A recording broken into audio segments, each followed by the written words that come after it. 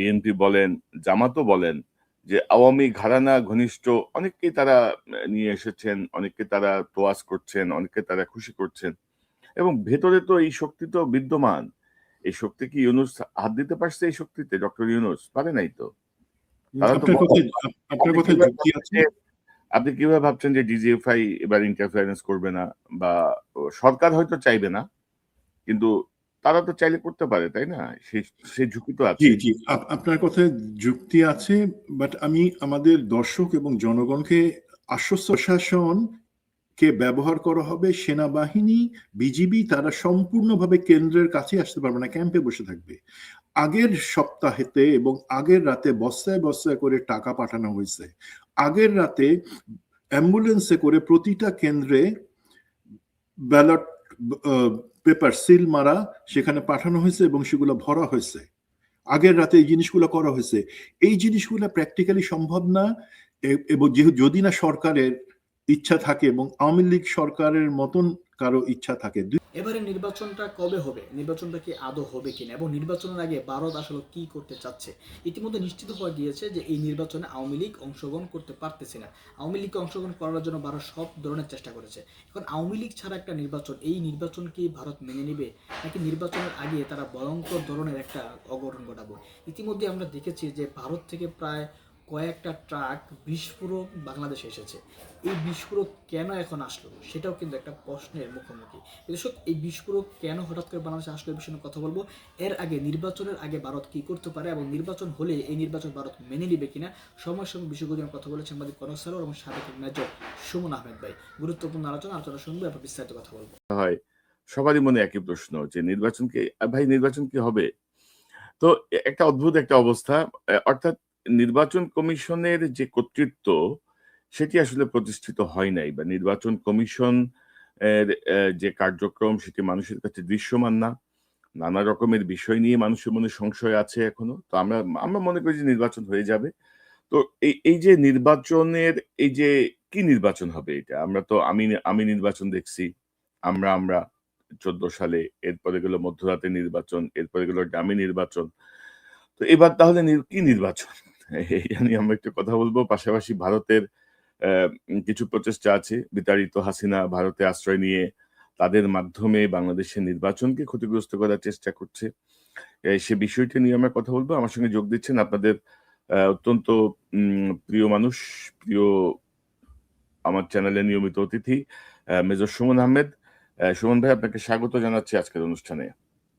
আসসালামু আলাইকুম।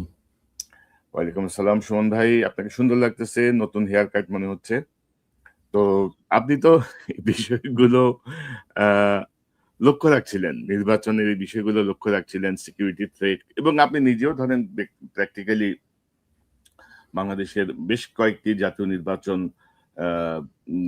কাভার করে, মানে কি বলবো, সেনাবাহিনীর পক্ষ থেকে দায়িত্ব পালনের অভিজ্ঞতাও আপনার আছে। তো সেই জায়গাটায় আমরা যদি প্রথমেই যদি আসি যে আমি মধ্যরাত গেল, এবার কি নির্বাচন? এবং আপনি নিশ্চয়ই টেলিফোনগুলো পান না যে ভাই নির্বাচন কি হবে? মানে 25 ফেব্রুয়ারি 24-25 তারিখেও কিন্তু মানুষের মনে শঙ্কা যে আদৌ কি নির্বাচন হবে? তো আপনার কাছ থেকে একটু শুনি। জি ভাই, আমি আসলে আজকে কিছু সিরিয়াস কথা বলার আছে। তার আগে হালকা কথাটা বলে নিই। হ্যাঁ, আমি চুল কাটছি। বাট জিনিস যেটা হলো, আমি আপনার ফেসবুকে আপনার অনেকগুলা সুন্দর ছবি দেখছি। আপনি যে নতুন করে বিবাহ বন্ধনে আবদ্ধ হওয়ার জন্য বিজ্ঞাপন দিচ্ছেন সেটাও আমি দেখছি। ওকে, ফান অ্যাপার্ট, যেটা হলো যে আমিও ফোন পাই। বাট যারাই আমাকে ফোন করেন তাদেরকে আমি সুস্পষ্টভাবে বলে দিই যে ইনশাল্লাহ নির্বাচন হবে। প্রথম কথা, নির্বাচন না হবার কোনো কিছু নেই। জনগণ চায়, রাজনৈতিক প্রতিদ্বন্দ্বী দলগুলা চায়, বাংলাদেশের সবাই নির্বাচন চায় এবং সেই দিকে আগাইতেছি আমরা। বাংলাদেশের বাইরে বা বিতাড়িত হাসিনার আওয়ামী লীগ তারা হয়তো চায় না তাদেরকে ছাড়া একটা নির্বাচন হোক, বা যেই দেশে তারা আশ্রয় নিচ্ছে ভারত, তারাও চায় না যে আওয়ামী লীগকে বাদ দিয়ে তাদের সবসময়ের সাথী নির্বাচন হোক। তো সেই জায়গাটাতে হয়তো সন্দেহ থাকতে পারে। আমরা বাংলাদেশি যারা, আমরা বাংলাদেশি, আমরা অবশ্যই নির্বাচন চাই। এখন মনে রাখতে হবে, এই যে নির্বাচন, সেটা কিন্তু ইতিহাসের সবথেকে গুরুত্বপূর্ণ নির্বাচন বাংলাদেশের জন্য। আমরা ৭১-এ নির্বাচন ছিল, 91 নির্বাচন ছিল, 2008 নির্বাচন ছিল, কিন্তু সবকিছু ছাপা এটা প্রতিবারই নির্বাচন হয়েছে, কিন্তু কোন রাজনৈতিক দলটা ক্ষমতায় আসবে সেটা নির্ধারণের জন্য, জনগণ কাকে আনবে। বাট এইবারের নির্বাচনটা আলাদা। এখানে আমরা রাষ্ট্র ব্যবস্থা কিভাবে চাই এবং সেই রাষ্ট্র ব্যবস্থায় কাকে আমরা দেখতে চাই সরকার হিসাবে, সেইটা নির্ধারণের নির্বাচন। একই সাথে সাধারণ নির্বাচন বা যেটাকে আমরা সংসদীয় নির্বাচন বলি এবং গণভোট কখনো বাংলাদেশের ইতিহাসে হয় নাই, এবার প্রথম হচ্ছে। এবং কখন হচ্ছে? জুলাই পরবর্তী, যখন আমরা চাচ্ছি গণভোটটা জাতীয় নির্বাচনের সাথে গণভোট হয়নি আর কি। হ্যাঁ, মানে একই সাথে একই দিনে কখনো হয় নাই জাতীয় নির্বাচনের সাথে। তো এই আলোকে আমাদেরকে বুঝতে হবে যে কত ইম্পর্টেন্ট একটা নির্বাচন, যেখানে আমরা সিদ্ধান্ত নিব যে আমরা আগের সেই সিস্টেমে ফেরত যাব নাকি আমরা সিস্টেমটাকে চেঞ্জ করার মতন সাহস রাখি জাতি হিসাবে, এবং সেটা আমাদের হকটা আমরা আদায় করে নেই কিনা। তো সেই হিসাবে এই নির্বাচন, এবং আপনার যে শিরোনাম আছে আমি দামি নির্বাচন, একটা জিনিস কি ভালো খবর প্রথমে বলি, এটা আমার থেকে বাংলাদেশে যারা আছেন তারা আরো বেশি জানেন এবং বুঝবেন যে গত যে নির্বাচনগুলো আমরা দেখছি, যেখানে ভোটারবিহীন নির্বাচন হয়েছে অথবা দিনের ভোট রাতে হয়েছে, 154 জনকে এমনিতেই নির্বাচনের আগেই আওয়ামী লীগ সাংসদ হিসেবে নির্বাচিত করে নিয়ে আসছে, এই ধরনের নির্বাচনগুলার হবার এইবার সুযোগ নাই। কেন সুযোগ নাই? সরকারে তো আওয়ামী লীগ নাই। আর এই অন্তর্বর্তী সরকারের তো দরকার নেই যে ডিজিএফআই কে নির্বাচন প্রযোজনা এবং পরিচালনার জন্য দায়িত্ব দেওয়া, টাকা দেওয়া, সেটা তো এবার হচ্ছে না। সুতরাং ওই ভয়টা আমাদের নাই যে ডিজিএফআই বা পুলিশকে দিয়ে, প্রশাসনকে দিয়ে, সমস্ত ডিসি ইউএনওকে ব্যবহার করে একটা নির্বাচন হবে, সেই ভয়টা যেহেতু নাই, তাহলে ভয়টা তো নিশ্চয়ই কিন্তু আপনি আপনি কিভাবে নিশ্চিত হচ্ছেন যে ভয় নাই? কারণ ডিজিএফআই বলেন, এনএসআই বলেন, অন্যান্য এজেন্সি বলেন, সকল জায়গায় এখন হাসিনা লোকজন বসা। এবং আপনি যদি এবার নমিনেশনের দিকে তাকান বিভিন্ন দলের, বিএনপি বলেন, জামাতও বলেন, যে আওয়ামী ঘরানা ঘনিষ্ঠ অনেককেই তারা নিয়ে এসেছেন, অনেককে তারা তোয়াজ করছেন, অনেককে তারা খুশি করছেন, এবং ভেতরে তো এই শক্তি তো বিদ্যমান। এই শক্তি কি ইউনূস হাত দিতে পারছে? এই শক্তিতে ডক্টর ইউনূস পারে নাই তো। আপনি কিভাবে ভাবছেন যে ডিজিএফআই এবার ইন্টারফারেন্স করবে না, বা সরকার হয়তো চাইবে না, কিন্তু তারা তো চাইলে করতে পারে, তাই না? সেই ঝুঁকি তো আছে। জি, আপনার কথায় যুক্তি আছে, বাট আমি আমাদের দর্শক এবং জনগণকে আশ্বস্ত করার জন্য আমার পয়েন্ট অফ ভিউ যেটা বলি সেটা হচ্ছে, সবসময় কিন্তু সব দলে গাদ্দাররা ঢুকে যায়। যেমন একটা জিনিস হচ্ছে, জামাত, বিএনপি বা অন্যান্য দলগুলো ক্রেডিট নিতেছে আওয়ামী লীগের এতজন আমাদের এখানে জয়েন করছে, নেতারা রাজনীতির মাঠে জনসভায় পরিচয় করে দিতেছেন এরা আমাদের বন্ধু, এই ধরনের জিনিসপত্র নমিনেশন দিচ্ছেন। সেটা হয়, সবসময় হয়েছে, গাদ্দাররা নির্বাচনে সুযোগ নেওয়ার জন্য আরেক দলে জয়েন করে, সেটাকে আমি খুব দেখি না। এখন ডিজিএফআই, এনএসআই এদের মাধ্যমে বা প্রশাসনকে কাজে লাগায় কেন এটা হওয়ার সম্ভাবনা আমি দেখছি না। আপনি যদি ম্যাগনিচিউডটা চিন্তা করেন, যখন এই 18 এবং 24-এর নির্বাচনগুলো হয়, বিশেষ করে 18-র যেটা দিনের ভোট রাতে, সেই জায়গায় কিন্তু সিস্টেমেটিক ভাবে নির্দেশনা দিয়ে ডিজিএফআই এর কাজই তখন ছিল প্রশাসনকে ব্যবহার করা হবে, সেনাবাহিনী, বিজিবি তারা সম্পূর্ণভাবে কেন্দ্রের কাছে আসতে পারবে না, ক্যাম্পে বসে থাকবে। আগের সপ্তাহেতে এবং আগের রাতে বস্তায় বস্তায় করে টাকা পাঠানো হয়েছে। আগের রাতে অ্যাম্বুলেন্সে করে প্রতিটা কেন্দ্রে ব্যালট পেপার সিল মারা সেখানে পাঠানো হয়েছে এবং সেগুলো ভরা হয়েছে। আগের রাতে এই জিনিসগুলো করা হয়েছে।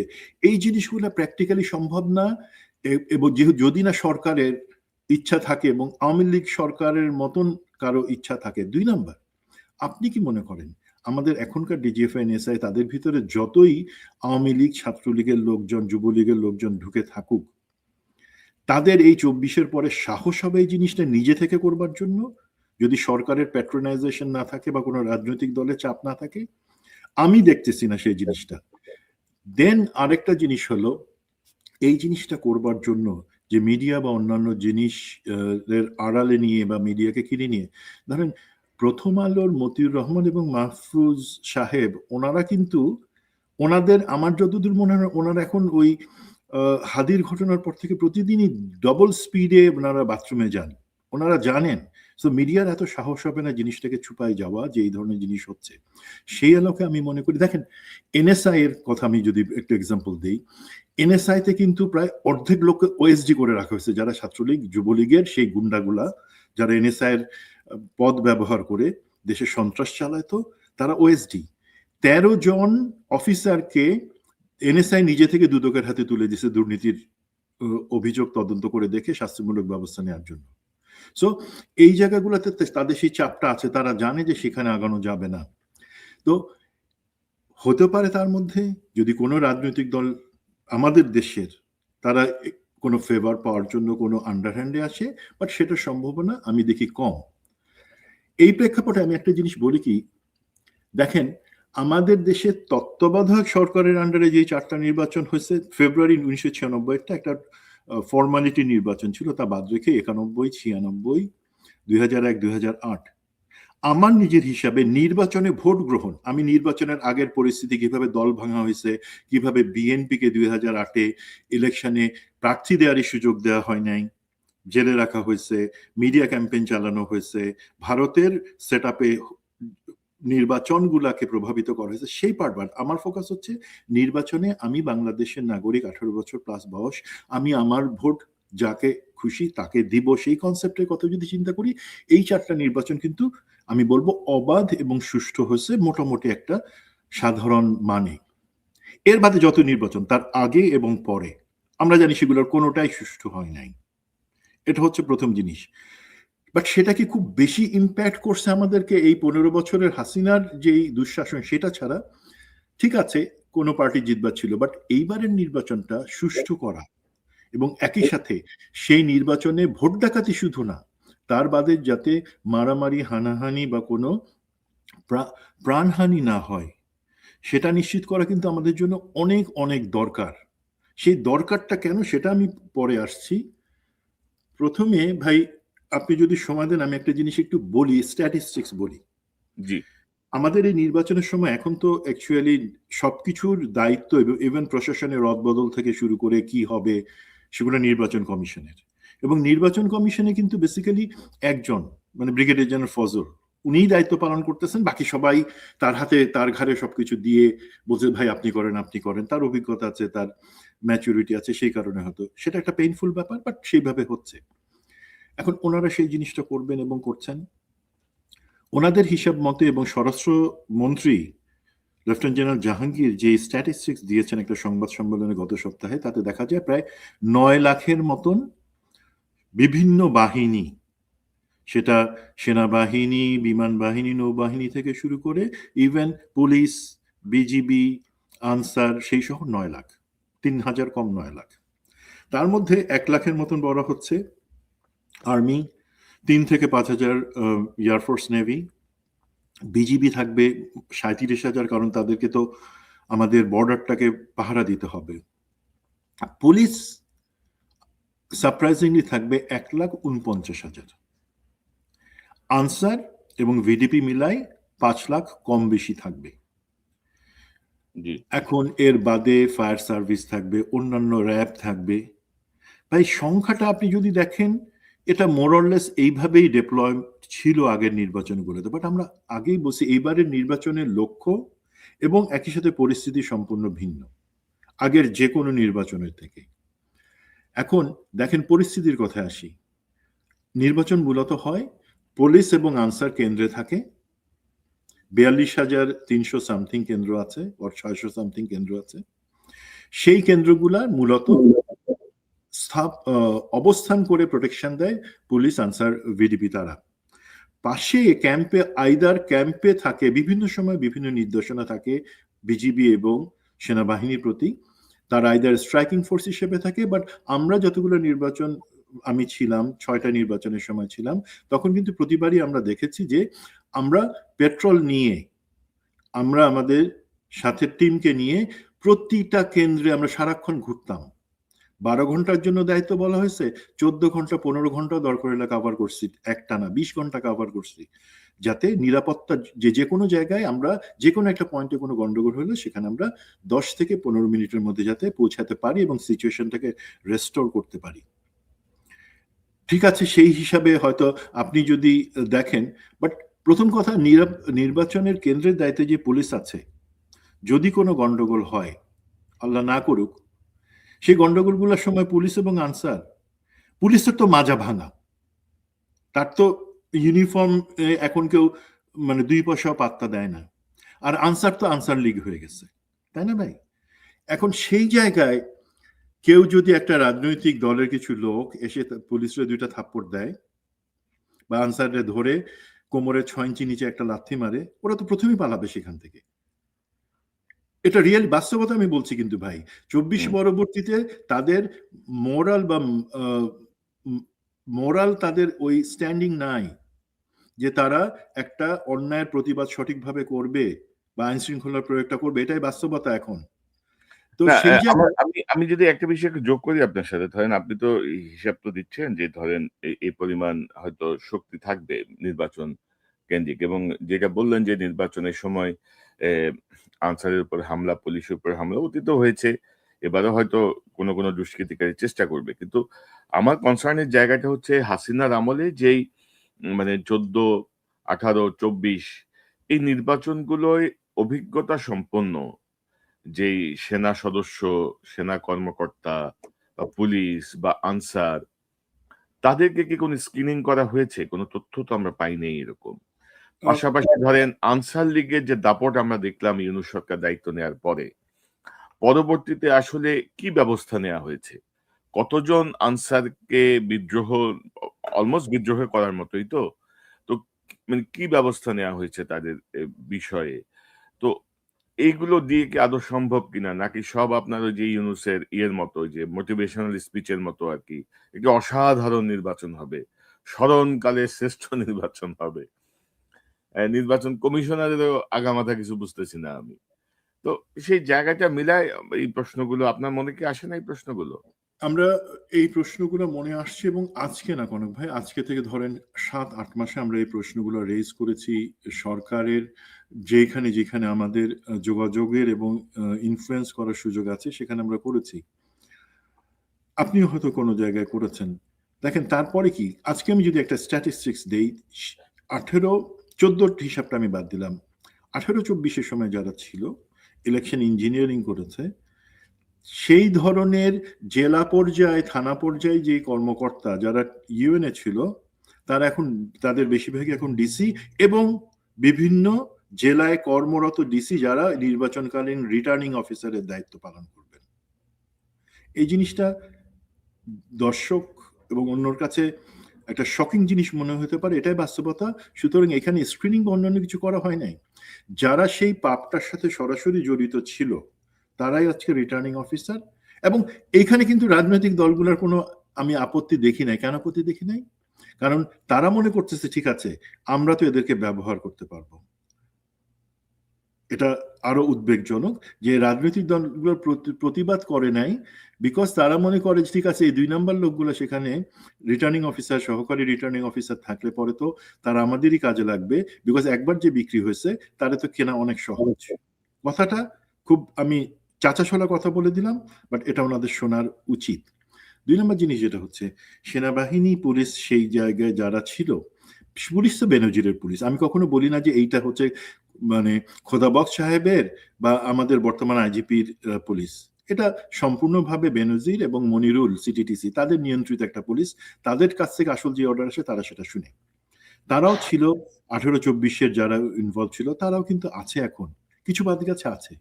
সেনাবাহিনীতে ডিজিএফআইতে তখন যারা সেই সময় তৎকালীন ছিলেন, তাদের সেই জেনারেলরা চলে গেছেন বাড়িতে, অথবা কেউ চাকরি থেকে বহিষ্কার হয়ে গেছেন। বাট সারপ্রাইজিংলি যে জিনিসটা আমরা খেয়াল করতেছি না সেটা হচ্ছে জেনারেলরা আসলে ওই ধরনের কাজ কখনো মাঠে করেন না। তাদের হয়ে মেজর, লেফটেন্যান্ট কর্নেল, কর্নেলস, তারা সেই জিনিসটা মাঠে এক্সিকিউট করেন। তারা তো ভাই রয়ে গেছে, তাদের কাউকে আপনি চাকরি থেকে বাদ দেন নাই।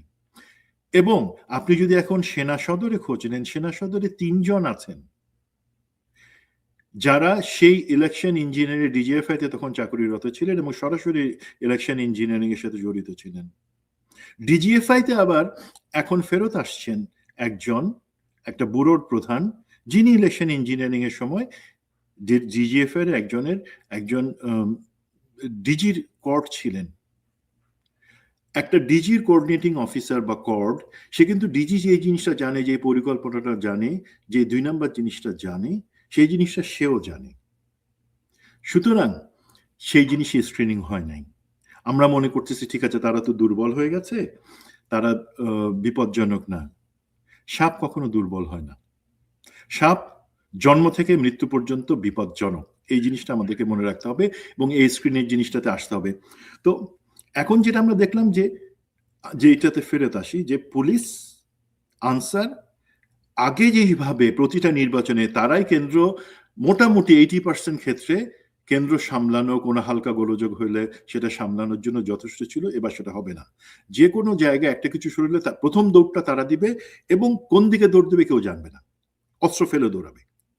তো তখন সাথে সাথে বিজিবি এবং সেনাবাহিনীর হেল্প চাইতে হবে। তারা যদি আসে, আমি মনে করি বর্তমান যে পরিকল্পনা সে অনুযায়ী 10 থেকে 15 মিনিটের মধ্যে আসবে। 10 থেকে 15 মিনিট যে সময়, সেখানে প্রতিটা দলের এজেন্ট থাকার পরেও যারা সেখানে পুলিশ এবং আনসারকে দৌড়াইতে বাধ্য করবে, তারা ব্যালট বাক্সে 15 মিনিটের মধ্যে নির্বাচনের ফল নির্ধারণী যতগুলা ব্যালট ঢুকানো দরকার সেগুলো ঢুকাতে পারবে। এটা আমরা জানি, এটা পরীক্ষিত যে 15 মিনিট যথেষ্ট। ব্যালট বাক্সগুলো একটা কেন্দ্রের যদি 6টা বুথে থাকে এবং ব্যালট বাক্স সেখানে ধরেন 12-15টা থাকে, প্রতিটাতে ঢুকাই দিবে। তো এই যে ভয়টা আছে, এখন এটাকে এইভাবে চলবে? প্রতিবাদ করবে আরেকটা দল। জামাত তো বলছে যে তারা শহীদি তাদের কাছে ড্রিম একটা। তো সেখানে মারামারি হবে, সংঘাত হবে। সেই সংঘাতটাকে ঠেকানোর জন্য তখন অবশ্যই সেখানে নিরাপত্তা বাহিনী বা অন্য সবাই পুলিশ, সেনা, র্যাব সেখানে আসবে। বাট সিচুয়েশনটা কি হচ্ছে দেখেন, একদিক থেকে নির্বাচন হয়ে যাচ্ছে ত্রুটিপূর্ণ এবং গোলযোগপূর্ণ, আর একই সাথে সহিংসতায় ভরে যাচ্ছে। এখন আপনি বলতে পারেন যে এটা তো আগেও হওয়ার সম্ভাবনা ছিল। নো, আগে সেই সম্ভাবনা অনেক কম ছিল, বিকজ আমি আগেও বলেছি পুলিশ এবং আনসারের প্রতি আমাদের রেসপেক্ট ছিল। তারা কিছু বললে সেটা শুনতো। অন্তত তারা যেই মুহূর্তে গোলযোগ শুরু হয়েছে সেইখান থেকে 15 মিনিট পর্যন্ত সবকিছু ঠাকায় রাখতে পারতো। এর মধ্যে আবার আর্মি এবং বিজিবি চলে আসতে পারতো। এখন সেটা পারবে না, প্রথমেই তারা দৌড় কম্পিটিশনে নামবে। তো এই জিনিসটা আমার মনে হয় না সরকার সেভাবে দেখছে। এটার কি সমাধান থাকতে পারে সেটা আমরা পরে আসি। হ্যাঁ, বাট এটা হচ্ছে সিচুয়েশন। তো কিন্তু ধরেন আপনি যেটা বলছিলেন যে আমার মনে হয় না যে অনেকে সাহস করবে। ধরেন রিটার্নিং অফিসারদের কিছু কিছু তো আমরা ভূমিকা দেখলাম মনোনয়নপত্র বাছাই এবং ইয়েতে তাদের আলগা পিরিত দেখলাম আমরা। বাট এর বাইরেও ধরেন হয় কি, ধরেন একজন সেনা অফিসার হিসেবে আপনি জানেন যে নিয়মের মধ্যে থেকে আপনি কিভাবে মোচড়টা দিলে এটা মানে কোন দিকে যাবে। একজন আমলাও সেটা জানে। যেমন একজন সাংবাদিক জানে যে কোন শব্দটা আমি আগে লিখলে বা কোন শব্দটা পরে লিখলে, যেটা প্রথম আলোরা করে আরকি, যে মানে টোটাল মিনিংটা চেঞ্জ হয়ে যাবে। মানে যে পড়বে তার মাথায় অন্য জিনিস ঢুকবে। তো এগুলো হচ্ছে বিষয়। মানে আফসোসের জায়গাটা হচ্ছে যে এতগুলা জীবন যাওয়ার পরেও আমাদের কোনো মানে বোধোদয় হইল না। এবং ইউনূসের নেতৃত্বাধীন যে অপদার্থ সরকার, এই ধরেন নাসির উদ্দিন সিইসি, তার নিয়োগ হয়েছে কবে? নিয়োগ হয়েছে বহু আগে। তার কি কোনো মাথা ব্যথাই নাই? আপনি দেখেন যে তার তো উচিত ছিল না যে দায়িত্ব নিয়েই যে রিগড ইলেকশন গুলো কারা কারা দায়িত্বে ছিল, কিভাবে ছিল, তারা এখন কোথায়, এগুলো তালিকা করা, কিচ্ছু করে নাই কিন্তু। ভাই তো ওনারা তালিকা করেন নাই জেনে। আমাদের সাথে যারা সহযোগিতা করেন তাদের মধ্যে থেকে যোগ্য একজনকে পাঠানো হয়েছিল। তিনি সম্পূর্ণ সিনারিও সহ, তালিকা সহ প্রধান নির্বাচন কমিশন থেকে সম্পূর্ণ নির্বাচন কমিশনকে ব্রিফ করেছেন ফর্মালি, বলেছেন এই জায়গাগুলোতে সমস্যা, এই ব্যক্তিতে সমস্যা, এবং উপায় বলেছেন। ওনারা তো শুনেন নাই। ওনারা এত ঘটা করে সেখানে বসলেন, চা বিস্কিট খেয়ে ওনারা ব্রিফিং গুলো আমাদের শুনলেন। ওনারা তো সেটা গায়ে নেন নাই। কেন নেন নাই সেটা $1 মিলিয়ন কোয়েশ্চেন। তো এই জায়গায় আমরা হতাশ হব না ভাই। আমি আপনাকে একটু আরেকটা জিনিস ক্লিয়ার করে, উপায়গুলো আমি কিন্তু উপায় আছে কিন্তু ভাই। না, উপায়টা আমরা যাচ্ছি, কিন্তু ধরেন সিইসি নাসিরুদ্দিনের মাথায় রাখতে হবে যে 2 সিইসি এখনো জেলে, কিন্তু ভাই সাবেক 2 2 সিইসি সিইসি জেলে সেটা বড় কথা না, 1 সিইসি জুতার মালা গলায় দিয়ে জেলে গেছে, সেটা জেলে। মনে রাখতে হবে। জেলে যাওয়া কোনো সমস্যা না, আপনি জেলে গেছেন, আমিও জেলে ছিলাম, আমি জেল প্লাস আয়নাঘর দুইটাতে ছিলাম, আপনি শুধু জেলে ছিলেন, অনেকদিন ছিলেন। না, জেলে যাওয়া ইজ ওকে, আর জুতার মালা গলায় দিয়ে জেলে যাওয়া দ্যাট ইজ নট ওকে। শুধু এই ছবিটা মনে রাখেন। রাইট, মানে ধরেন যে এরা যে জেলে গেছে এবং এদের প্রতি যে মানুষের যে ঘৃণা, মানুষের যে ক্ষোভ, মানুষের অধিকার কেড়ে নেওয়ার যেই প্রচেষ্টায় তারা যুক্ত ছিল সরাসরি ভাবে, সেই জায়গাটা থেকে নাসিরুদ্দিন সাহেবরা কি শিক্ষা নিচ্ছে আমি জানি না।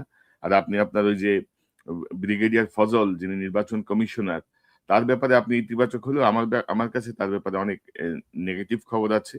তার সঙ্গে আওয়ামী সংশ্লিষ্টতার অনেক বিষয় আছে। আমি এই অনুষ্ঠানের মাধ্যমে হুঁশিয়ার করতে চাই যে মানে এত এত ভালো না আরকি, বুঝছেন না? এত কি বলবো? মানে সাধু সেজে ভিতরে কিছু করবেন, সেই প্রচেষ্টা করা বোধহয় ঠিক হবে না। তারপরে আমাদের এই যে নন কমিশন স্বরাষ্ট্র উপদেষ্টা যে বসে আছে আরকি, সে বলছে যে অবৈধ অস্ত্র নির্বাচনে ব্যবহার হবে না। তো যে অস্ত্রগুলা লুট হইছে আরকি, সেই অস্ত্রগুলা নাকি নির্বাচনে ব্যবহার হবে না। তো যারা লুট করছে এটা তার কানে, কানে সে বলে গেছে। তো ধরেন এই যে অবস্থাটা, এবং আমাদের প্রধান রাজনৈতিক দলগুলোও কিন্তু ধরেন এই জায়গাগুলো খুব বেশি মনোযোগী না। তারা অবশ্য মনে করছেন যে জনগণ যদি ভোট দিতে নামে, সেই জোয়ারে হয়তো অনেক কিছুই হবে না। কিন্তু মাঠের বাস্তবতা কি? আমাদের যে রিমোট এরিয়ার যে নির্বাচন কেন্দ্রগুলো, বা যেই পরিমাণ ফোর্স এবং যে পরিমাণ নির্বাচন কেন্দ্র, এবার আবার গণভোট যুক্ত হচ্ছে। মানে এগুলো সামাল দেয়া, এগুলো প্রসেস করা, এ এটার সাথে আপনি যদি সমাধানের জায়গাটা একটু বলেন। জি, সমাধানের জায়গায় আসবার আগে, বিকজ সমাধানটা সাথে অ্যাকচুয়ালি ভারতও জড়িত, ভারতের কিছু রিসেন্ট অ্যাক্টিভিটি জড়িত, আমি সেই জায়গাটাতে নিয়ে আসি।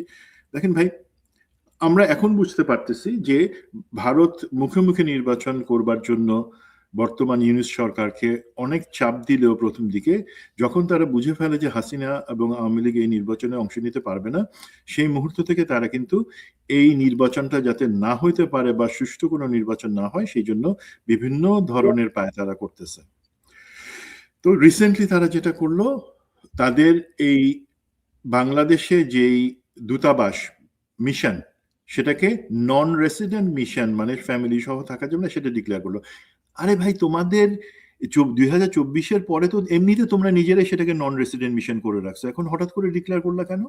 তার পিছনে কিন্তু একটু শানে নজুল আছে ভাই। সেটা হচ্ছে কি, তারা চায় যে বাংলাদেশকে একটা নিরাপত্তার ঝুঁকিতে থাকা দেশ হিসেবে বাইরের পৃথিবীর কাছে প্রমাণ করবার জন্য, এবং তাদের কিছু পরবর্তী পরিকল্পনা আছে সেটার সাথে এইটাকে যুক্ত করার জন্য।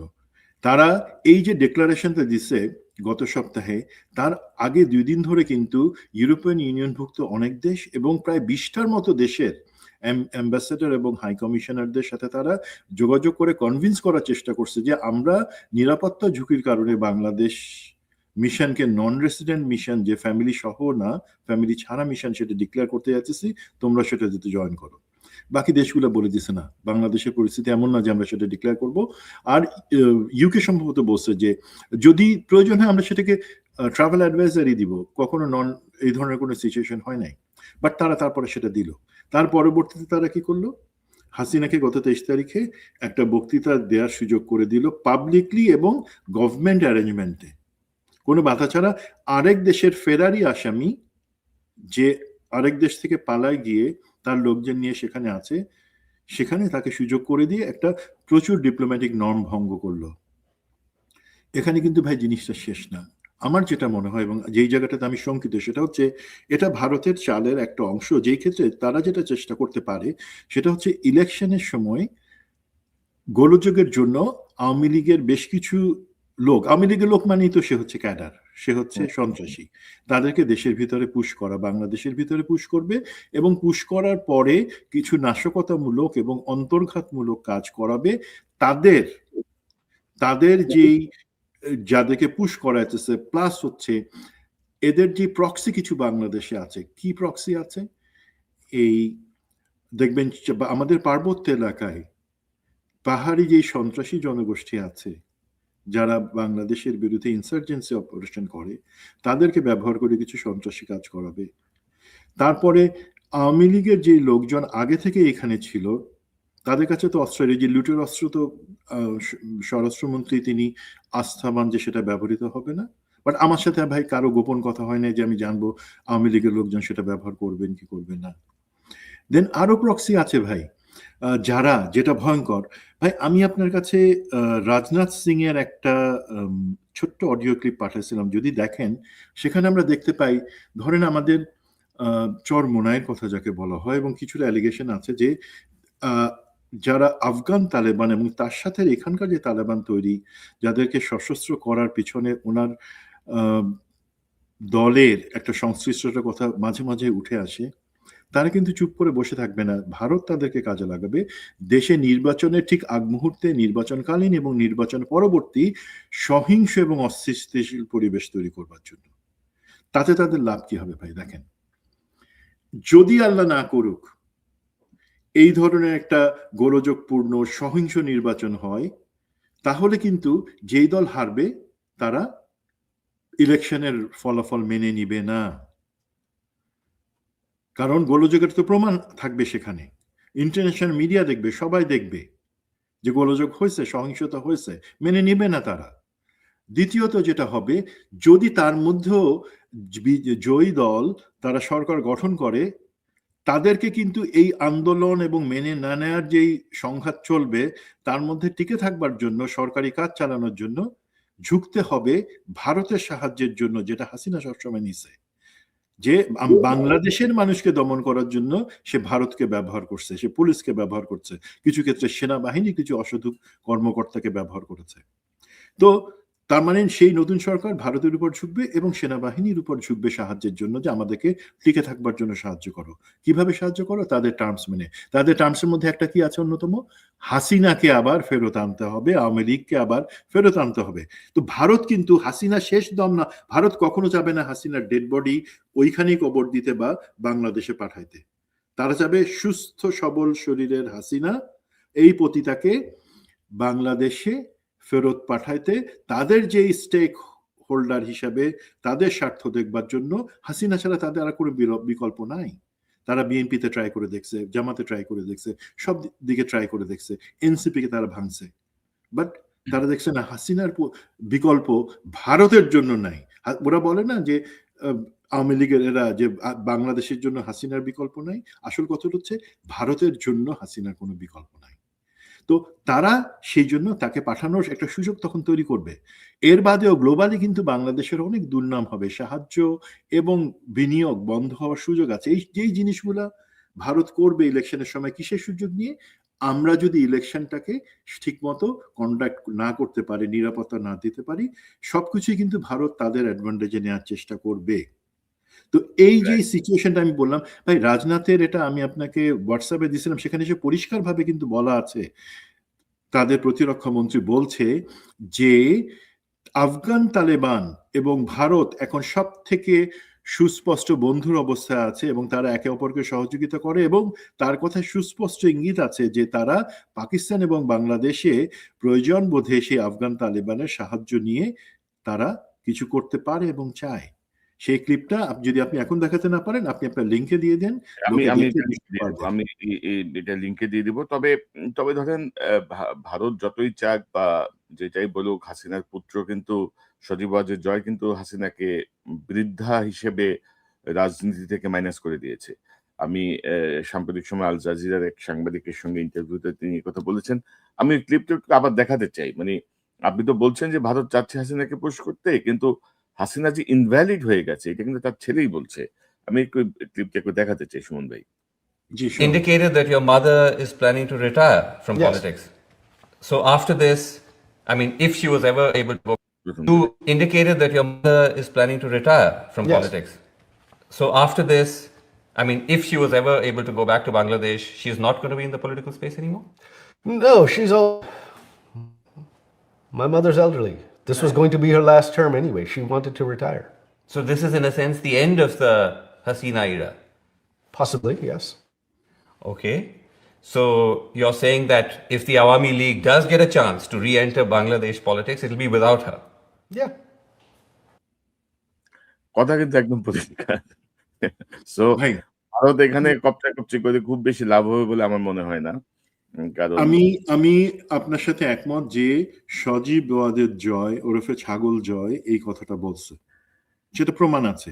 বাট এখন কি তাহলে তো জয় গত 15 বছরে যে কথাগুলো বলছে সেগুলোকেও আমার কাছে সেন্সেবল কথা বলে মেনে নিতে হয়, সত্যি কথা বলে মেনে নিতে হয়। আমার কাছে কেন জানি মনে হয় হয় এই ছাগলটা না বুঝে বলছে এই কথাগুলা, অথবা এটা একটা চাল হতে পারে আমাদেরকে বোকা বানানোর জন্য, ভারতের পক্ষে বলবার জন্য ধরেন যে সে আমার এখানে আসবে না। না, আমি এখানে আরেকটা অ্যাঙ্গেলে দেখছি। ধরেন সন্তান হিসেবে সে তো তার মায়ের শারীরিক অবস্থা জানে, তাই না? তার মায়ের সঙ্গে তো তার ধরেন ইন পারসন দেখা হয়েছে, হয়তো ভিডিও কলে রেগুলার কথা হয়। সে টোটাল বিষয়টা মিলায় একটা অ্যাসেসমেন্ট করতে পারে। মানে এইটাকে ধরেন হয় না অনেক সময় যে আমি জানি আমার মায়ের স্বাস্থ্যের অবস্থা কি। হ্যাঁ? আপনি জানেন আপনার মায়ের স্বাস্থ্যের অবস্থা কি। তো আপনি ধরেন কথা বলতে গিয়ে বলে ফেললেন যে না নাই। হয়তো মাই হয়তো বলছে না আমি আর পারতেছি না রে বাপ। এই এত পারতেছি না, হইতে পারে। তো যাই হোক, তো এটা আমি বললাম আরকি যে আমার মনে হয় না যে হাসিনার বয়স কত? ধরেন 80, হাসিনার বয়স তো এখন 80। জি জি। তো ৮০ বছর বয়সী একটা বৃদ্ধ মহিলা দেশে ফিরে আবার কি করবে? এটা তো বে মানে এটা একটা দুর্ভাগ্যজনক বিষয়। তো শুনুন ভাই, আপনি ধরেন উম এ বে যদি আমরা বলি যে ধরেন নির্বাচনের বাকি আছে আর ১৭ দিন। মানে ১৭ দিন আগে এই জাতীয় আলোচনা করাটাও আমাদের জন্য একটু মানে কি বলবো? দুঃখজনক আরকি। যে আমাদের এই মুহূর্তে নির্বাচনের এক ধরনের ক্যাম্পেইন এ থাকা উচিত ছিল যে কাকে ভোট দিবেন, কিভাবে ভোট দিবেন, কেন ভোট দিবেন। তো সেই জায়গাটায় এ কি পদক্ষেপ নেয়া যেতে পারে? আপনি কি মনে করেন? কোন পদক্ষেপগুলো এই মুহূর্তে নির্বাচন কমিশন, আমাদের সরকার নিতে পারে সুষ্ঠু নির্বাচনের জন্য আ এই জাতীয় সীমাবদ্ধতাগুলোকে অতিক্রম করার জন্য?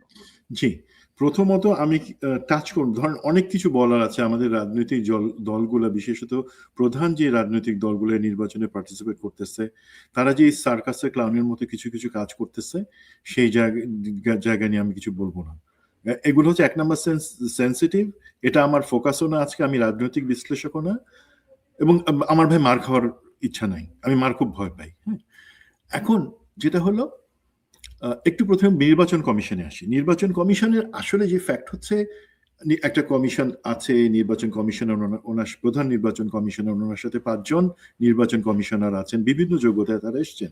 বাট দিন শেষে তারা এই ব্রিগেডিয়ার জেনারেল ফজল, ওনাকে দিয়েই সব কথা বলাচ্ছে, ওনাকে দিয়েই সব কাজ করাচ্ছে। তাদের ধারণা যে সে বোধহয় সবকিছু বুঝে, সুতরাং তাকে দিয়ে করব।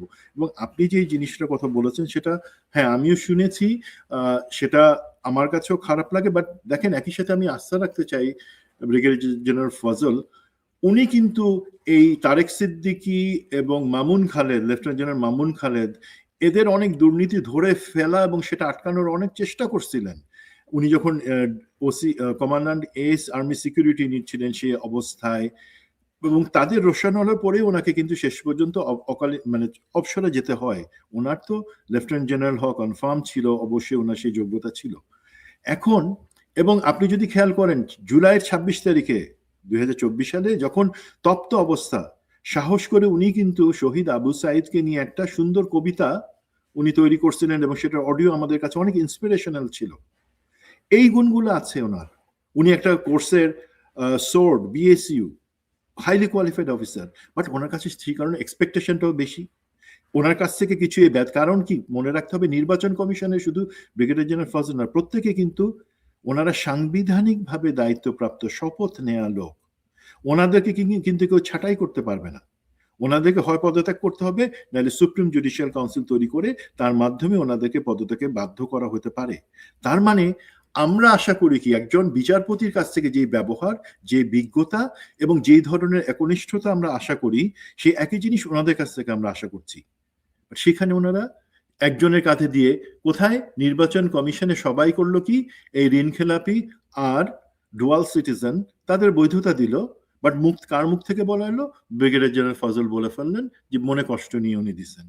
আরে ভাই, প্রধান নির্বাচন কমিশন চুপ থাকেন কেন? তিনি বলেন না কেন এই কথাটা? আপনার কি দায়িত্ব নিয়ে কথা বলতে লজ্জা লাগে? আপনার তো সেটা হওয়ার কথা না। দেন ঠিক আছে, যতটুকু ভুল হওয়ার হয়ে গেছে, আমি বিশ্বাস করি নির্বাচন কমিশন। আমি এটা বলতে চাচ্ছিলাম যে বিচারপতিদের মর্যাদায় বিচারপতিদের যে আচরণবিধি, সেই আচরণ বিধিতে বিচারপতিরা অনেকের সঙ্গে যোগাযোগ রাখতে পারেন না, অনেকের সঙ্গে মিক্সিং করতে পারেন না। এক্স্যাক্টলি। সেই জায়গাটাতেই আমি বলছি যে ওনার সঙ্গে যেসব যোগাযোগ হচ্ছে বা যা কিছু হচ্ছে, উনি যদি মনে করেন যে এগুলো সব গোপনে হচ্ছে তাহলে উনি ভুল করবেন আর কি। তো জি জি, এটা অবশ্যই সেই জায়গায় আচরণে ওনারা কিন্তু কোনো মিসকনসেপশন, মিসপারসেপশন সেগুলো তৈরি করে ওনারা ক্ষতিগ্রস্ত যতটা হবেন তার থেকে বেশি ক্ষতিগ্রস্ত হবে বাংলাদেশের জনগণ ওনাদের সামান্য ভুলের কারণে। তো এখন ওনারা যে জিনিসটা করতে পারেন, তার মানে আমরা যদি দেখলাম যে পুলিশ এবং আনসার শুধু এখনকার পরিস্থিতিতে যথেষ্ট না, তো আগের মতো নির্বাচন কমিশনের জন্য আমার রিকোয়েস্ট, আগের মতন আপনারা যে আর্মি হয় ক্যাম্পে নাহলে টহল দেবে শুধু তা না, 13,000 ভালনারেবল বা ঝুঁকিপূর্ণ কেন্দ্র আপনারা আইডেন্টিফাই করেছেন 43,000-এর মধ্যে। সেই 13,000-এর জন্য আপনাদের অতিরিক্ত ফোর্স এবং স্ট্যাটিক মানে যারা কেন্দ্রে থেকে সেখানে বিজিবি এবং সেনাবাহিনী মিলায় যদি এক সেকশন তৈরি করা হয় যারা সেই 13,000 কেন্দ্রে থেকে তার দায়িত্ব পালন করবেন, নিরাপত্তার দায়িত্ব, তাহলে কিন্তু সেই ঝুঁকিপূর্ণ কেন্দ্রগুলো থেকে আমরা ওই সহিংসতা বা অন্য কিছু হয়তো সেই ভয়টা থাকবে না ইনশাআল্লাহ। তো এখন সেটা করতেও সময় দেখেন, আপনি সিসিটিভি ক্যামেরা লাগাচ্ছে প্রতিটা কেন্দ্রে, এর মধ্যে 43,000-এর মধ্যে কয় হাজার ভেঙে ফেলছে দেখছেন আপনি? ভেঙে ফেলতেছে লোকজন। বডি ক্যাম দেয়া হচ্ছে যেটা খুবই এফেক্টিভ, যে একজন নির্বাচনী কর্মকর্তার কাছে বডিতে ক্যামেরা থাকবে যেটা অনলাইন থাকবে সারাক্ষণ। আপনি কেন্দ্র হলো 43,000, আপনি দিচ্ছেন 25,000 বডি ক্যাম। কেন? মানে বাকিগুলা তা মনে করেন বডি ক্যামের দরকার নাই? টাকা কি খুব বেশি লাগতো? খরচ তো এমনিতেই করছেন, আমাদের না, জনগণের টাকায় খরচ করতেছেন। আমি এখানে দ্বিমত পোষণ করি। ধরেন বাংলাদেশের জন্য যে body cam, CC camera, drone এগুলো হচ্ছে পয়সা খাওয়ার ধান্দা। মানে নির্বাচন কমিশনের এই এখন নতুন পয়সা তো খেয়ে ফেলছে ভাই, আপনার আমার ওয়ালেট তো খালি করে ফেলছে, হুম, হুম। সেইগুলো তো খালি, এখন সেটা তো কাজে লাগাইতে হবে। আমি ইভিএম এর সেইটা সময় দিয়ে- দেখি না, ইভিএম ওই সময় সিসি ক্যামেরা বহু কিছু হয়েছে, সব লুটপাট হয়ে গেছে। এগুলো হচ্ছে যা পয়সা খাওয়ার ধান্দা। তো জি, তার থেকে যদি তো আমি সেটাও হয়, বাট আমি আশা রাখতে চাই যে physical presence of the most effective troops, সেনাবাহিনী, বিজিবি বা বিডিআর, তাদেরকে সেখানে রাখা। দেন আরেকটা জিনিস হচ্ছে যে নির্বাচন কালীন সেই পরিস্থিতি আমাদের যে টুলস বা কমিউনিকেশন ব্যবস্থা সেই জিনিসগুলোকে ইফেক্টিভ করা। তো এর বাদে এখন এইটুকু আমার কিন্তু চাহিদা, তারা কোনো পক্ষপাত করবেন না, তারা সেই জায়গায় সেটাকে এফেক্টিভ রাখবেন, সেটা হচ্ছে আমাদের চাহিদা। এর বাদে আমাকে এখন আসেন সরকারের কাছ থেকে আমি কি চাবো। সরকার একটা লেভেল প্লেইং ফিল্ড বলছেন যে তারা তৈরি করেছেন, গুড, আমি অ্যাপ্রিসিয়েট করি। তো সরকারকে নির্দেশনা দিতে হবে। সরকারি যে ধরেন আপনি জেনারেল জাহাঙ্গীরের কথা বললেন, উনি অস্ত্র নিয়ে একটা কথা বলেছেন যে সে অস্ত্র ব্যবহার হবে না, আপনি বলেন সেটা আপনি নিশ্চয়তা পাচ্ছেন, তাহলে যারা বৈধ অস্ত্রের মালিক, যাদেরকে আপনি চেক করে বৈধ অস্ত্র দিয়েছেন, তাদের কাছ থেকে আপনি অস্ত্র নিয়ে নিচ্ছেন, বাট সে অবৈধ অস্ত্র ব্যবহার হচ্ছে না। মাঠে সেনাবাহিনী আছে ম্যাজিস্ট্রেসি পাওয়ার নিয়ে, তাদেরকে আপনি বাধ্য করাতে পারলেন না ইফেক্টিভলি অস্ত্র উদ্ধার অভিযান করবার জন্য। এখনো সেটা বজায় আছে যে অস্ত্র উদ্ধার অভিযান, সেই জিনিসটা হচ্ছে না। আরেকটা জিনিস আমি বলি, সরকারের থেকে কি সিগন্যাল? ভারত সমস্ত দূতাবাসের সাথে যোগাযোগ করলো যে বাংলাদেশে নন রেসিডেন্ট ডিক্লেয়ার করার জন্য গত সপ্তাহে, এবং গত পরশুদিন 23 তারিখে তারা হাসিনাকে আমাদের বিরুদ্ধে আগ্রাসী দেশের সরকার উৎখাতের জন্য বক্তব্য দিয়ে অ্যালাউ করলো। সেখানে হাসিনা কিন্তু, আপনি গতকাল যে প্রোগ্রামে করেছেন, একটা জিনিস আমি খেয়াল করছিলাম যে সে তার বক্তব্য দিয়েছে সরকার উৎখাত করবার জন্য, একটা নির্বাচন মানে দেশে প্রতিষ্ঠিত একটা অন্তর্বর্তীকালীন সরকারকে উৎখাতের জন্য সে সেখানে জ্বালাময় বক্তৃতা এবং হিংসা, নির্বাচনকালীন হিংসা, প্রতিহিংসার সে ডাক দিচ্ছে। যেই মাটিতে বসে সে ডাক দিল, সেই মাটির ভারতের প্রজাতন্ত্র দিবসে আপনারা কিভাবে তার পরদিনই, তার ঠিক একদিন পরে 24 তারিখে আপনারা প্রধান অতিথি হিসেবে জ্বালানি উপদেষ্টাকে পাঠান। জ্বালানি উপদেষ্টা যখনই সেখানে যায় তখন একটা মেসেজ ভারতকে দেয়া হয়ে যায়। কি মেসেজ? ভাই এক গালে থাপ্পড় দিতে ঠিক আছে, আরেকটা গাল বাড়াই দিলাম, সেই গালেও থাপ্পড় দাও। তো এইটা কি আমাদের অ্যাটিটিউড? আমি জানি আজকে পররাষ্ট্র মন্ত্রণালয় থেকে একটা কড়া স্টেটমেন্ট দেওয়া হয়েছে, আই অ্যাপ্রিশিয়েট দ্যাট, যে ভারতের এই ধরনের উস্কানিমূলক কাজ যে দুটো করেছে সেই ব্যাপারে। বাট যদি আমি সেটা মনে করি সেটা উস্কানিমূলক, তাহলে ভারত যখন ইচ্ছা করে হাসিনাকে দিয়ে বক্তব্য দেওয়াচ্ছে, উস্কানি দেয়াচ্ছে, সরকার উৎখাতের কথা বলছে তার মাটিতে বলে, সেই ভারতের এম্বাসিতে আমি কিভাবে গেলাম? শুধু তিনি তো যান নাই ভাই, সবাই। কিছু পলিটিক্যাল পার্টির নেতাকে দেখলাম তারা সেখানে গিয়ে সস্ত্রীক গেছেন, এবং ফেসবুকে কি জঘন্য মানসিকতার, কতটা দাস মানসিকতার লোক এই পলিটিক্যাল লোকজন, তারা সেখানে গিয়ে ছবি দিচ্ছেন ফেসবুকে, মজা করে দিচ্ছেন। ভাই তাদের জন্য, শুধু তাদের জন্য আওয়ামী লীগ যথেষ্ট ছিল, কোমরে 6 ইঞ্চি দিয়ে শুধু পিটাইতো। তো Right. ভাই এই জিনিসটা সরকারকে নিশ্চিত করতে হবে, আমরা ডাবল স্ট্যান্ডার্ড রাখবো না। আমাদের যদি আমরা ভারতকে পরিষ্কারভাবে বলতে পারি, এবং ডিপ্লোম্যাটদেরকে আমরা একটা সংবাদ সম্মেলন করে, এটা হয় প্রতিবার হয় ইলেকশনের আগে, যে ধারণা দেওয়া যে নিরাপত্তা ব্যবস্থা কি, সেখানে আমরা বলবো যে কিছু মহল থেকে এই উস্কানি দেওয়া হচ্ছে, বিশেষ করে আমাদের ভারতে বসে, যে ভারতে বসে কথাটা বলতে পারেন, না বলতে পারেন, বলবেন আওয়ামী লীগের পতিতা হাসিনা ষড়যন্ত্রের জন্য ডাক দিচ্ছে, সহিংসতার ডাক দিচ্ছে। আমরা আশা করি, সরকারের বক্তব্য হতে পারে, আমরা আশা করি ভারত সরকার সেই ধরনের উস্কানিকে প্রশ্রয় দিবেন না, যাতে আমরা একটা সুষ্ঠু নির্বাচন করতে পারি সহিংসতা ছাড়া। এই স্টেটমেন্টটা আগে থেকে যদি আমি দিয়ে রাখতে পারি, ভারত যত দুষ্টামি, অন্তর্ঘাতমূলক কাজ, সহিংসতা করার চেষ্টা করুক, সেটার ইম্প্যাক্টটা কম হবে ভাই। বাট আমাদেরকে আগে থেকে সেটার মতো কাজ করতে হবে। তো দেন রাজনৈতিক দলগুলোর জন্য ভাই একটু বলি, দেখেন আমি একদম পুরো হাত জোর করে বলবো, আপনাদেরকে আমি সমালোচনা করতেছি না, কি ধরনের অদ্ভুত কথা আপনারা মাঠে বলে বেড়াচ্ছেন, কাদেরকে নমিনেশন দিচ্ছেন, কাদের কথায় চলতেছেন, কিছুই বলবো না আমি। শুধু একটা জিনিস দেখেন, জনাব তারেক রহমান, আপনি যখন এত বছর পরে বাংলাদেশে আসলেন ফেরত, একটা বড় জনসভা, ইতিহাসের সব থেকে বড় জনসভায় আপনি লোকজনের সাথে কথা বললেন। আমার কিন্তু আশা ছিল আপনি 2টা কথা বলবেন, শুধু 2টা কথা। একটা কথা, আমার মা আজকে মৃত্যুসজ্জায় আছে, উনি অসুস্থ, ওনাকে দেখতে আমি আসছি, আপনাদেরকেও দেখতে আসছি, আপনারা আমার মার জন্য দোয়া করবেন। উনি ওনার মার জন্য দোয়া সেদিন চান নাই। দ্বিতীয়, উনি তো বিএনপির, ওনার মা বাবা দুজনে শহীদ রাষ্ট্রপতি জিয়াউর রহমান এবং মরহুমা বেগম খালেদা জিয়া, ওনারা তো দেশের নেত্রী ছিলেন। উনি তো, এখন উনি যদি মনে করেন উনি বিএনপির নেত্রী শুধু হবেন, নেতা হবেন, ওনার চয়েস।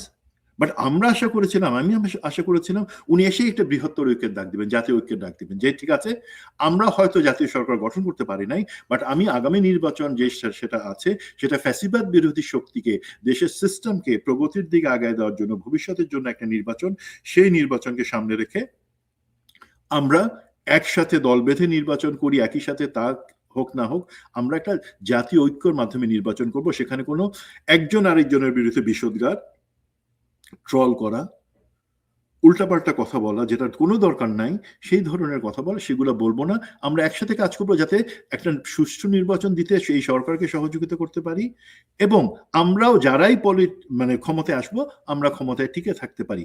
নাহলে ভাই দেখেন, যে নির্বাচন হোক, যেই বিজয় হোক না কেন নির্বাচনে, আপনার দল হয়তো জিতবে, সেটা জামাত হোক, বিএনপি হোক, কিন্তু বাংলাদেশ হেরে যাবে ভাই।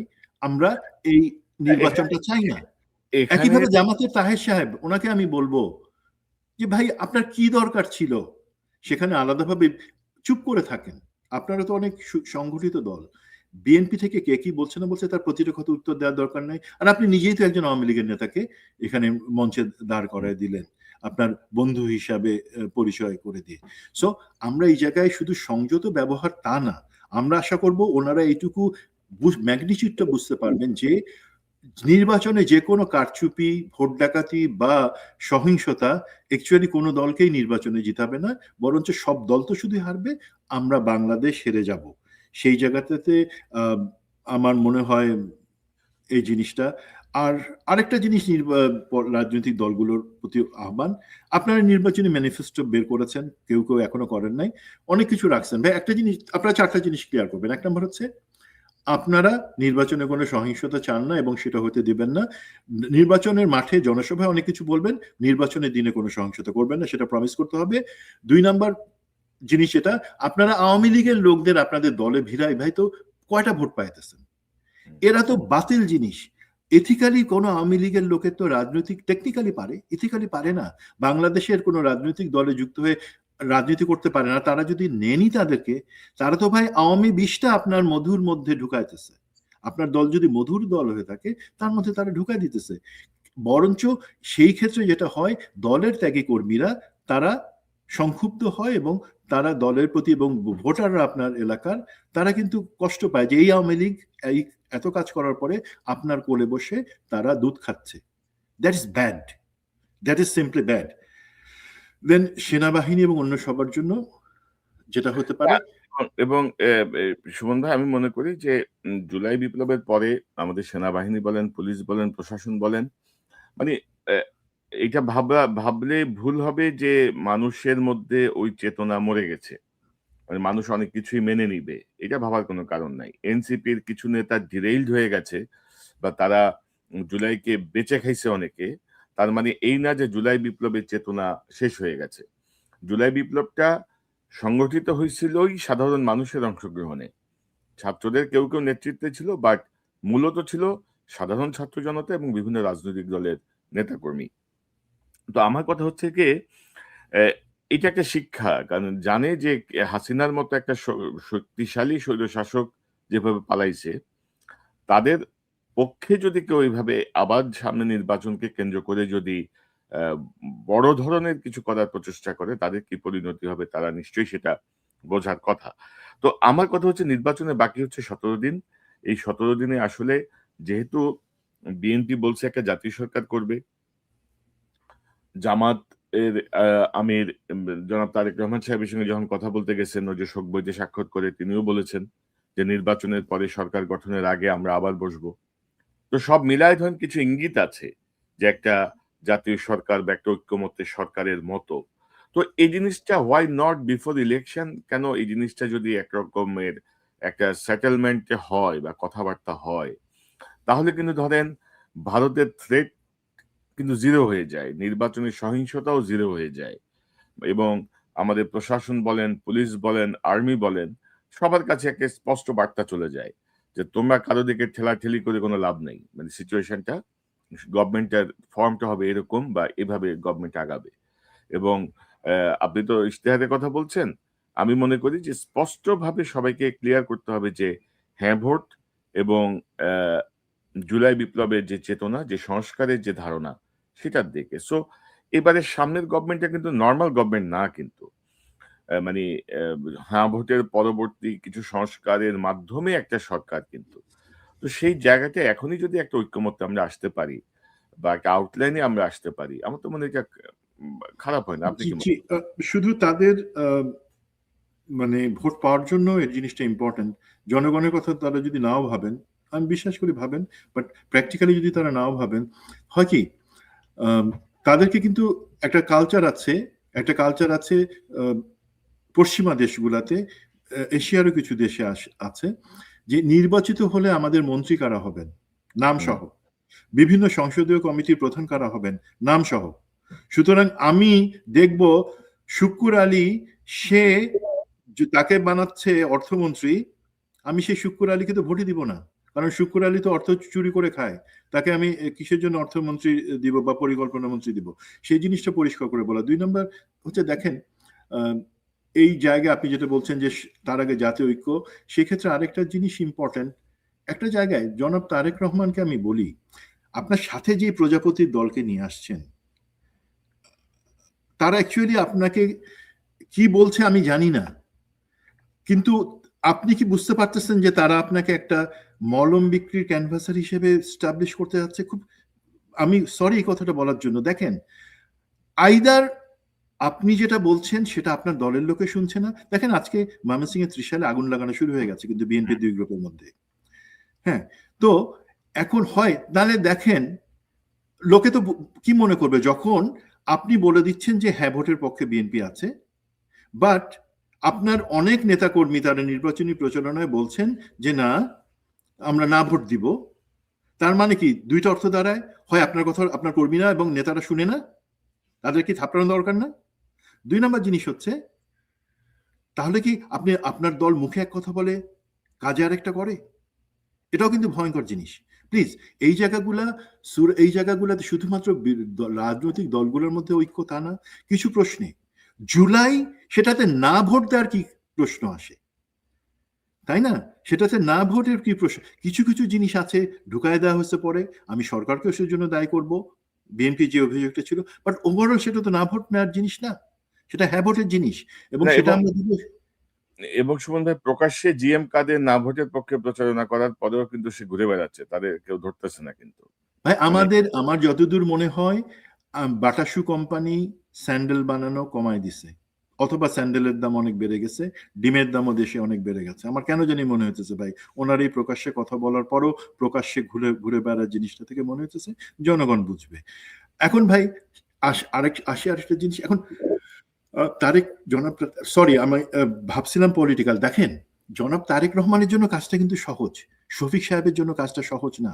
তাকে একটা দলকে চালাতে হতেছে যাদের প্রত্যেকে মানে সাফার করা, বিএনপিও সাফার করেছে, বাট জনাব তারেক রহমানকে কিন্তু নতুন করে পলিসি, এই যে কিছু লোক আছে লন্ডনে বসে বাংলাদেশ সম্পর্কে রিসার্চের কিছু জিনিস বানায়, কিছু মলম বানায়, ওনার হাতে ধরা দিছে, ওনার বোঝা হচ্ছে দিস আর রং।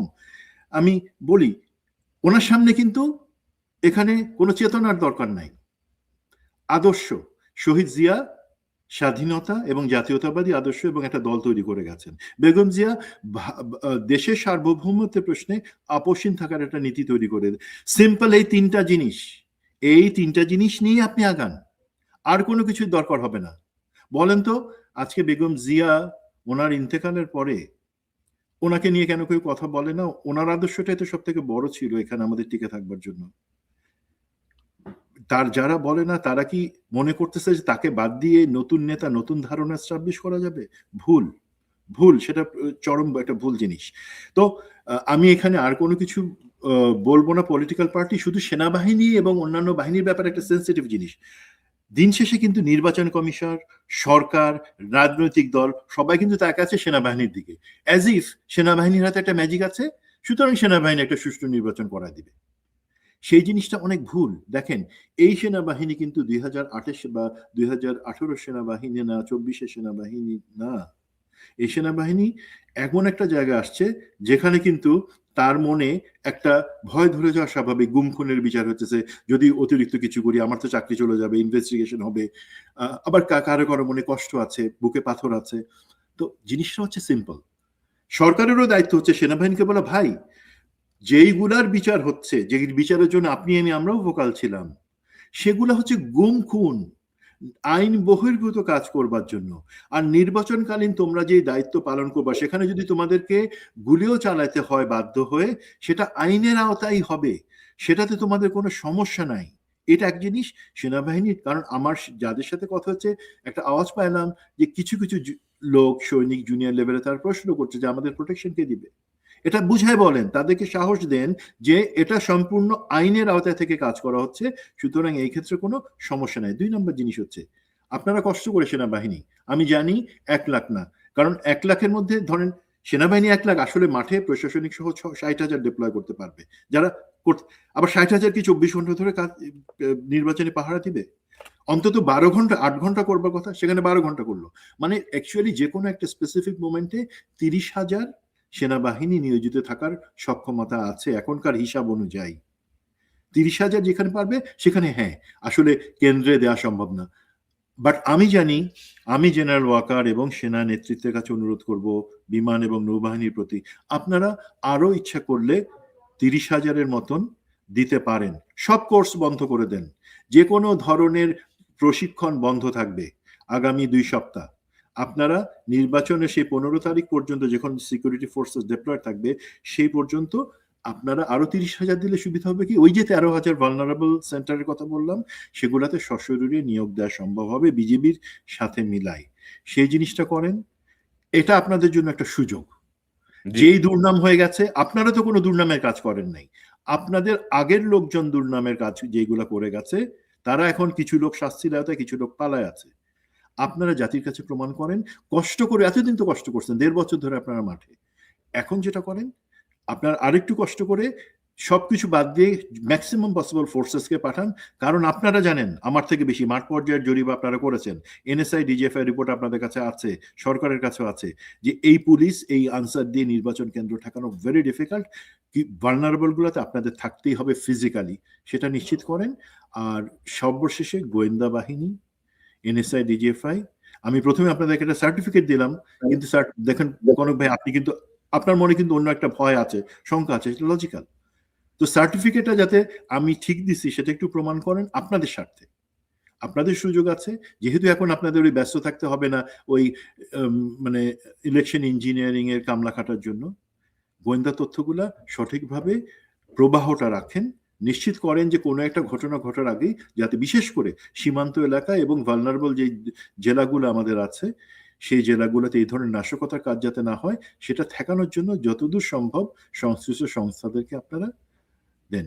আর জনাব তারেক রহমান শফিক সাহেব, আপনাদের কাছে আমি করজোরে ভাই অনুরোধ করে যাচ্ছি, প্লিজ দেশের স্বার্থে আপনার জাতীয় নেতা সেটা প্রমাণ করার জন্য এইবারে অন্তত জাতীয় ঐক্যের জায়গাটা, কনক ভাইয়ের হোপ আছে ইলেকশনের আগে, আমার হোপ হচ্ছে অন্তত ইলেকশনের আগে যে ইলেকশনটাকে একটা ইতিহাসের সব থেকে জঘন্য ইলেকশন সেটা যাতে কেউ না বলতে পারে, ইলেকশনের পরে একটা নির্বাচিত সরকার যাতে সুন্দরভাবে ক্ষমতায় এসে তা বাস্তবায়ন করতে পারে তাদের ম্যানিফেস্টো, সেটা সুযোগ করে দেন, একজন আরেকজনকে সহায়তা করেন।